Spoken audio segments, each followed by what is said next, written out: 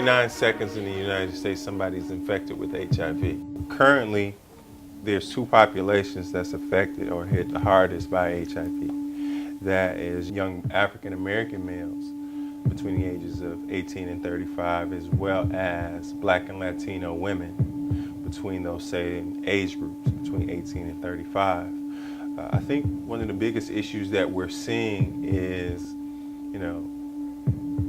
the refusal to get tested, number one. And the second thing that we're seeing is, the different, trying to fight against the stigma of HIV. Most people still think it's a death sentence. Well, I'm a 46-year-old male, obviously, gay male, and live in Seattle. And I have a lot of friends that are HIV positive. And they have a lot of programs out there that are really important to not only gay people, but straight people as well.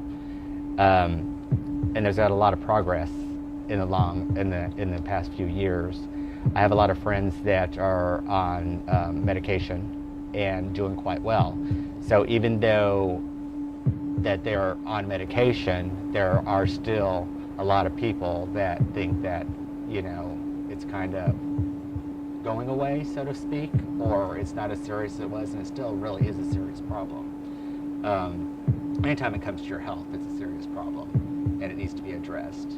But with advances in medication, it's not a death sentence. Back when it first came out, HIV, as soon as you got it, it was automatically, you only have a few years to live. And now you can live a healthy, prosperous life, clear for another 30, 40 years. I have friends that are on a drug called Tripla. I have friends that actually take the cocktail, which is, 3 or 4 medications. And they're doing quite well.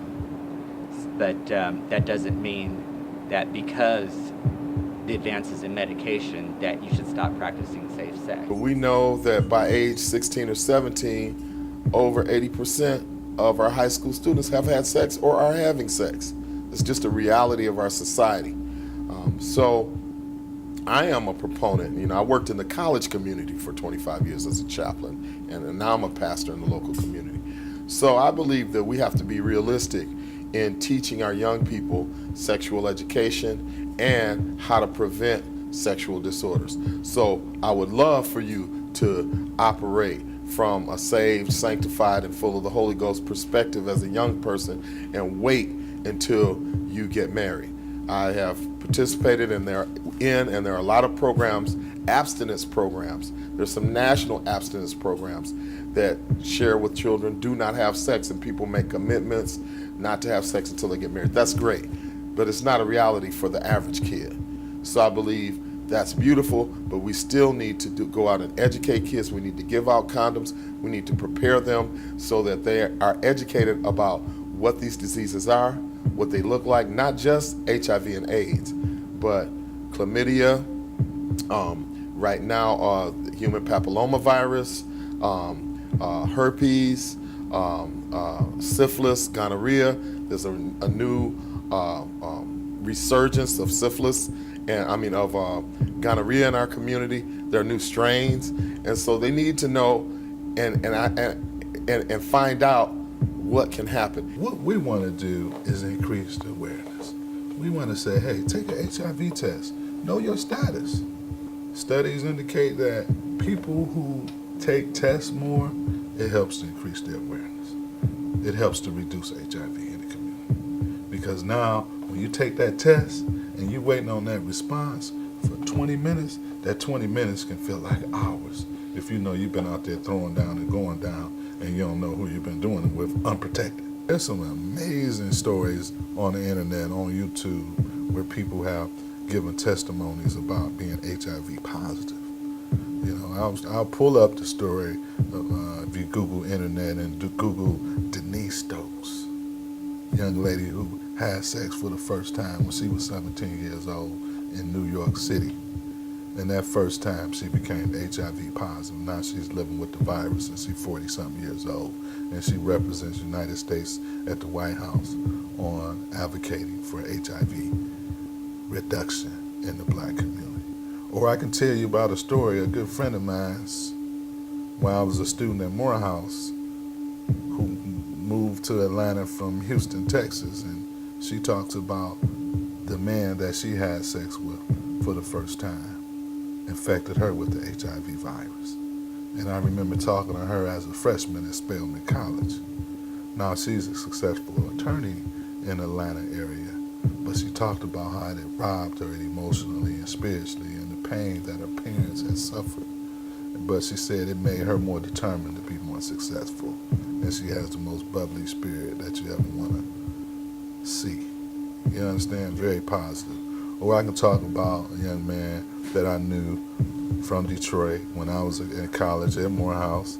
Young man, he was a gay young man named Karan. And he's dead now. And he died at 27 years old. He lived with the virus for 10 years.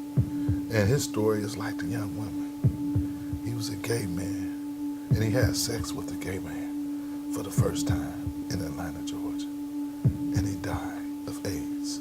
And when we did the educational seminars, like I was a freshman dorm director while I was working on my doctorate, and when we did those seminars for the freshmen each year, you would be surprised at the looks on their faces when they actually are educated, see video, hear testimonies of people on what these diseases are, what happens, what the lifestyle is like once you are contracted.